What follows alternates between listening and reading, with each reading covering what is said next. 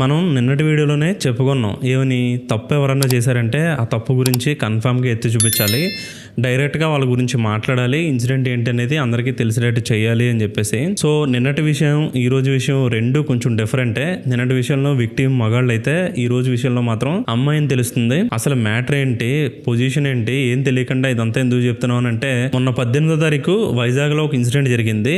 ఒక అబ్బాయి పెళ్లి చేసుకోమంటే నో చెప్పిందని చెప్పేసి ఆ అమ్మాయిని కత్తితో పొడిచి చంపడానికి ట్రై చేశాడు. తర్వాత ఇతను కూడా సూసైడ్ చేసుకోవడానికి పాయిజన్ తాగాడు. సో అది ఫెయిల్ అయింది అనుకోండి. ఇక్కడ అమ్మాయి మెడకి మైనర్ డ్యామేజ్ జరిగింది. ఆ అబ్బాయి కూడా పెద్ద ప్రమాదం ఏం లేదంట, సేఫ్ గానే ఉన్నాడు. అసలు అతను ఆ అమ్మాయిని చంపడానికి రీజన్స్ ఏంటి అని మీరు తెలుసుకోవాలనుకుంటే ఫస్ట్ అయితే 2 వెర్షన్స్ ఉన్నాయి. ఒకటి అమ్మాయి తరపు వెర్షన్, ఒకటి అబ్బాయి తరపు వెర్షన్. ఫస్ట్ అమ్మాయి తరపు వెర్షన్ వీడియో ప్లే చేస్తాను, అదొకసారి చూడండి.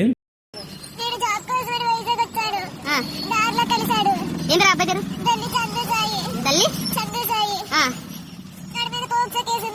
ఇంతకు ముందు నా వీడియోస్ పెట్టి బ్లాక్ మెయిల్ చేసి పోస్ట్ పెట్టాడు. కలిసి మాట్లాడతానని చెప్తే మాట్లాడుతున్నప్పుడు వాళ్ళ ఫ్యామిలీ వాళ్ళు చూశారు. చిన్నప్పుడు రిస్క్ అవుతుందని చెప్పి ఇంటికి తీసుకెళ్లారు. మా పోలీసులకు ఫోన్ చేశారు. తుని వాళ్ళకి నేను ఫోన్ చేసి చెప్పాను. రూమ్ లో తీసుకెళ్లి వీళ్ళెవరూ లేనప్పుడు కత్తిరితో పొడిచేశారు. నెక్స్ట్ వచ్చేసరికి అబ్బాయి తరపు వీడియో ప్లే చేస్తాను, ఇది కూడా ఒకసారి చూడండి. మరి అప్పుడు వాళ్ళ ఇంట్లో తెలియలేదా?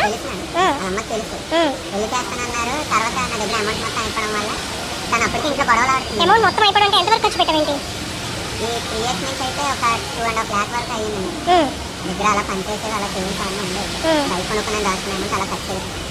సో 2 వీడియోస్ చూశారు కదా. ఇప్పుడు ప్రజెంట్ అసలు యాక్చువల్ ఫ్యాక్ట్స్ ఏంటి, మ్యాటర్ ఏంటి, మొత్తం అన్ని తెలుసుకునే ప్రయత్నం చేద్దాం. అబ్బాయి పేరు సాయి చంద్ర, తంది పాయకారావుపేట అంట. అమ్మాయిది కూడా సేమ్ అదే ఊరంట. అదే ఊరికి చెందిన వాళ్ళు కాబట్టి ఇద్దరు కలిపి లవ్ చేసుకున్నారు. లవ్ ఒకటే కాదు, వాళ్ళిద్దరూ కలిపి లివింగ్ రిలేషన్షిప్ లో కూడా ఉన్నారంట. కాకపోతే ఆ లివింగ్ రిలేషన్షిప్ జరిగే టైంలో ఆ అమ్మాయి ఏజ్ అండర్ 18 అంటే మైనర్ అంట.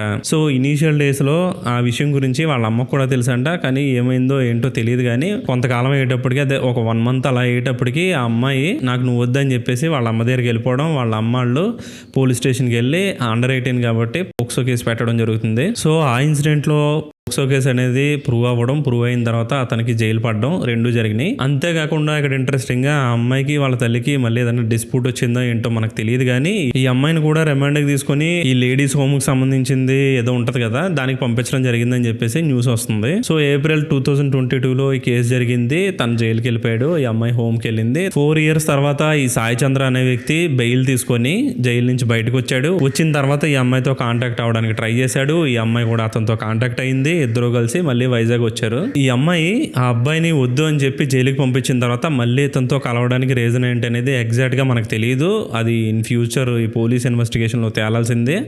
కానీ మొత్తానికి అయితే ఈ అమ్మాయి అతనితో రావటం జరిగింది. వచ్చిన తర్వాత అతను వాళ్ళ రిలేటివ్స్ ఇంటికి తీసుకెళ్ళాడు. ఫస్ట్ అక్కడ ఒక 2 రోజులు ఉంచిన తర్వాత అక్కడ కూడా ఏదో డిస్ప్యూట్ రావడం జరిగింది. దాని తర్వాత వాళ్ళ ఫ్రెండ్స్ వాళ్ళ ఇంటికి తీసుకెళ్ళాడంటే అక్కడ కూడా వాళ్ళు రిజెక్ట్ చేశారు.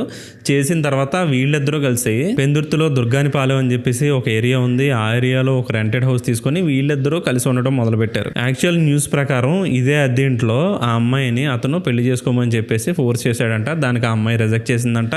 సో అది నచ్చక ఆ అబ్బాయి ఒక కత్తెర తీసుకొని ఆ అమ్మాయి మెడ మీద పొడి చేశాడంట. కానీ ఇక్కడ సాయి చంద్రని ఇంటర్వ్యూ చేస్తే తనేమంటున్నాడంటే, ఈ అమ్మాయి ఎప్పుడు నాతో ఫుల్గా ఉండడానికి ఇష్టపడట్లేదు, అప్పుడప్పుడు నాతో ఉంటుంది, కొన్ని రోజులు నాతో కలిసి తిరుగుతుంది, తర్వాత మళ్ళీ ఏమొస్తుందో ఏంటో తెలియదు, అన్ఎక్స్పెక్టెడ్గా నేను వెళ్ళిపోతాను మా ఇంటికి అని చెప్పేసి నేను వెళ్ళిపోవడం, లేదంటే వేరే చోటకాడికి వెళ్ళిపోతానని నేను వెళ్ళిపోవడం, ఇలాంటివన్నీ చెప్తుంది. తనతో ఉండడానికి ఆన్ అండ్ ఆఫ్గా ఉంటుంది. సో నేను ఇంకా ఇదంతా తట్టుకోలేకపోయాను. 2.5 lakhs ఆ అమ్మాయికి నేను ఖర్చు పెట్టాను. ఇద్దరు కలిసి లివింగ్ రిలేషన్షిప్లో ఉన్నాం. ఇన్ని చేసిన తర్వాత కూడా ఆ అమ్మాయి నాతో పెళ్లికి ఒప్పుకోవట్లేదు. సో ఇద్దరికి డిస్కషన్ వచ్చింది. డిస్కషన్లో అలా చేయాల్సి వచ్చిందని చెప్పేసి అతను క్లియర్గా చెప్తున్నాడు. ప్రజెంట్ అయితే ఈ విషయాన్ని పెందుర్తి పోలీసులు టేక్ ఓవర్ చేశారు. అతని మీద కేసు కూడా పెట్టారు. ఈ పోక్సో కేసుతో పాటు ఇంకొక 2 కేసులు యాడ్ అయినాయి. అటెంప్ట్ టు మర్డర్ ఒకటి, ఆత్మహత్య చేసుకున్నాడు కాబట్టి దానికి ఒక కేసు ఉంటుంది, ఆ కేసు కూడా అతని మీద యాడ్ అయింది. సో ప్రజెంట్ ఆ అమ్మాయి ఏజ్ 22 years, మనోడికి ఒక 25 to 30 years మధ్యలో ఉంటాయంట. ఒక అమ్మాయి కోసం తన లైఫ్ మొత్తాన్ని పాడు చేసుకున్నాడు మనోడు. ఇక్కడ విషయం ఏంటంటే ఆ అమ్మాయి తప్ప మనోడు తప్ప అనేది డిస్కషనే కాదు, కానీ ఇతను చేసిన పని మాత్రం 100% కాదు, 1000% చాలా రాంగ్. ఎందుకంటే వద్దని చెప్తే వదిలేసి వేరే వాళ్ళని చూసుకోవాలి, లేదంటే వేరే పెళ్లి చేసుకోవాలి. లేదు అని అంటే ఆ అమ్మాయి తన దగ్గరకు వచ్చేటట్టు ఏదైనా చేయాలి. కానీ పొడిచి చంపి ఏం సాధిద్దామని నాకు అర్థం కాలేదు. లాస్ట్ టైం నార్త్లో ఇలాంటి విషయం ఒకటి జరిగింది. తను లవ్ చేసిన అమ్మాయిని తన డబ్బులతో ఐఏఎస్ కోచింగ్కి ప్రిపేర్ చేసి తను ఐఏఎస్ అవ్వడానికి ఇతను సాయం చేస్తే ఆ అమ్మాయి ఏమో వేరే ఐఏఎస్ ఆఫీసర్ని పెళ్లి చేసుకుంటుంది. సో ఇతనికి కోపం వచ్చి ఏం చేశాడంటే ఈ సాయి చందర్ లాగా చంపేలేదు, ఆవిడ మీద ఎలాంటి దాడి చేయడానికి ప్రయత్నించలేదు. ఇతను కూడా ఛాలెంజింగ్గా తీసుకొని ఐఏఎస్ క్రాక్ చేసి ఇతను ఐఏఎస్ అయిపోయాడు. ఇప్పుడు నేను చెప్పే విషయం ఆ సాయి చంద్రకే కాదు, మీలో ఎవరన్నా అబ్బాయిలు ఐఏఎస్ కేటగిరీ సంబంధించిన అబ్బాయిలు ఎవరన్నా చూస్తే వాళ్ళకు కూడా చెప్తున్నట్టే లెక్క. మీరు అసలు ఏం తక్కువ కాదబ్బా. ఆ అమ్మాయి కాకపోతే వేరే అమ్మాయి దొరుకుద్ది. మీ దగ్గర డబ్బులు ఉంటే ఎవరన్నా మీ దగ్గరికి వస్తారు. మీ దగ్గర నాలెడ్జ్ ఉండాలి, డబ్బులు ఉండాలి, మంచి పవర్ ఉండాలి. అలా ఉండాలంటే మీరు కెరీర్ మీద ఫోకస్ చేయాలి. సో మీరు అలాంటి విషయాల మీద ఫోకస్ చేయకుండా అమ్మాయి నా ప్రాణం అని చెప్పి మొత్తం లైఫ్ అంతా వాళ్ళకి ఇచ్చారనుకోండి, ఇలాంటిది ఏదో ఒకటి జరుగుతుంది. జరిగే టైంలో మీకంటూ ఎలాంటి వాల్యూ ఉండదు, సమాజం మిమ్మల్ని యాక్సెప్ట్ కూడా చేయదు. ఎందుకంటే చట్టాలన్నీ ఆడవాళ్ళ వైపే ఉన్నాయి. ఇక్కడ తప్పు చేసింది అమ్మాయి అయినా సరే, ఇక్కడ మోసం చేయడానికి అమ్మాయి ట్రై చేసినా సరే నువ్వు చేసింది ఇంకా అంతకంటే తప్పు. ఎందుకంటే అమ్మాయిని చంపేద్దాం అనుకున్నాం. సో ఇలాంటి అడ్వైజులు ఎన్ని రోజులు చెప్తాను చెప్పండి. ఏఎస్ వస్తున్నాయి, డ్రోన్స్ వస్తున్నాయి, టెక్నాలజీ ఎక్కడికో వెళ్ళిపోయింది. 2026లో ఉన్నాం ప్రజెంట్ మనం. ఇలాంటి టైంలో కూడా అమ్మాయి లవ్ చేయలేదని చెప్పి యాసిడ్ పోయడం, చంపేద్దాం ట్రై చేయడం, ఇలాంటి చాలా రాంగ్ అబ్బా. మనం చేయకూడదు ఇలాంటి విషయాలు. నాకు నిన్నే జరిగిన ఒక ఇన్సిడెంట్ చెప్తాను చూడండి. నేను ఈవినింగ్ వీడియో నేను షెడ్యూల్ చేసుకొని బయటికి వెళ్ళాను ఒక చిన్న పని ఉండి. నేను వెళ్ళిన ఏరియాలో ఒక గొడవ జరుగుతుంది. ఒక అమ్మాయి అబ్బాయి ఇద్దరు కలిసి మా రోడ్డు మధ్యలోనే కొట్టుకుంటున్నారు. ఇదేంటి కొట్టుకుంటున్నారని చెప్పేసి నేను వాళ్ళ దగ్గరికి వెళ్ళడానికి ట్రై చేస్తే ఆ అమ్మాయి ఇంత పెద్ద రాయి తీసుకొని ఆ అబ్బాయిని కొట్టడానికి ఇసిరేసింది. ఆ రాయి అతనికి మిస్ అయ్యి నా బండికి తగిలింది. అసలు ఏంటి మ్యాటర్ అని చెప్పేసి నేను అక్కడికి వెళ్ళాను. ఇద్దరికి మ్యారేజ్ అయింది, లవ్ మ్యారేజ్ అంటే అది కూడా. ఆ అమ్మాయిని అతను లవ్ చేసి తీసుకుని వచ్చాడు. ఇద్దరి మధ్యలో ఒక డిస్కషన్ జరుగుతుంది. డిస్కషన్లో ఇద్దరు రోడ్డు మీద కొట్టుకుంటున్నారు. నేను ఆ అబ్బాయిని పక్కకు పిలిచి బ్రదర్ ఏంటి మ్యాటర్, అసలు ఏం జరిగిందని చెప్పేసి నేను అడగడం ట్రై చేశాను. అతను ఏం చెప్తున్నాడంటే చాలా లవ్ చేసి తీసుకొచ్చానన్న. తీసుకొచ్చిన తర్వాత నా మాట సరిగా వింటలేదు, నేను ఏం చెప్పినా సరే ఆపోజిట్లో మాట్లాడుతుంది, ప్రతి దానికి ఏది పడితే కంపేర్ చేస్తుంది, నువ్వు సరిగా చూడలేదని చెప్పేసి చెప్తుంది. నేను చాలా లవ్ చేసి నా స్థాయి కంటే నేను ఎక్కువ చూసుకుంటున్నాను, అయినా సరే ఆ అమ్మాయి అలా అనేసరికి నాకు నచ్చట్లేదు. సో దానికోసం డిస్కషన్లో ఇలా కొట్టుకోవడం జరుగుతుందని చెప్పేసి అతను చెప్పాడు. ఇక్కడ విషయం ఏంటంటే ఆ అమ్మాయి అనడం ఎంత తప్పు అనేది పక్కన పెడితే రోడ్డు మధ్యలో అమ్మాయిని కొట్టడం అనేది నిజంగా తప్పు. అబ్బాయిలు అయి ఉండి మనం అలాంటి విషయాలు చేసామంటే మనకు అసలు ఎవరు సపోర్ట్ చేయరు. నిన్న జరిగిన విషయంలో నాతో పాటు ఇంకొక 4-5 అక్కడికి వచ్చారు. ఆ అమ్మాయిని అసలు ఆ అమ్మాయి ఏం జరిగింది, నీకు ఏమన్నా ఇష్యూనా అని ఎవరు ఏం అడగలే.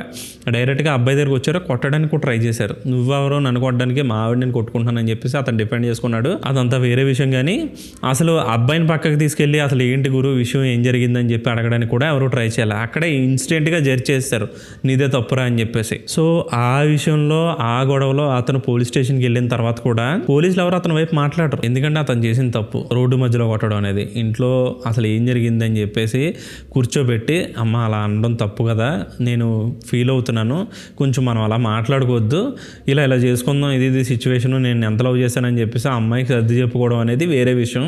ఇలా రోడ్డు మధ్యలో కొట్టడం అనేది వేరే విషయం. ఎంత అబ్బాయిలకి సపోర్ట్ చేసేవాళ్ళైనా సరే, ఆ అబ్బాయి తరపు మాట్లాడేవాళ్ళైనా సరే, ఇలాంటి విషయాలు జరిగినప్పుడు దాన్ని తప్పురా అని చెప్పేసి చెప్పాలి కరెక్ట్గా. సో వాళ్ళు చేశారు కదా అని చెప్పి మనం కూడా అలాంటి పనులు చేసాం అనుకో, మనకి వాళ్ళకి తేడా ఉండదు. ఈ వైజాగ్ విషయానికి వస్తే అమ్మాయే కావాలని అతను వదిలించుకోవడానికి ట్రై చేస్తుంది. సో దానికోసం నాకు అది నచ్చలేదు.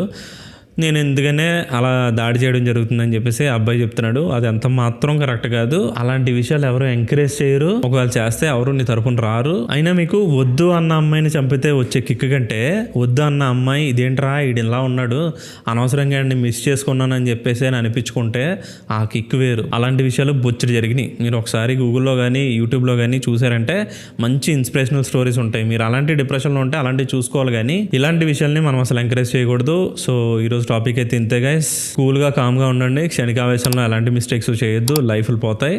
సో ఉంటాయి. ఇంకా బాయ్ బాయ్.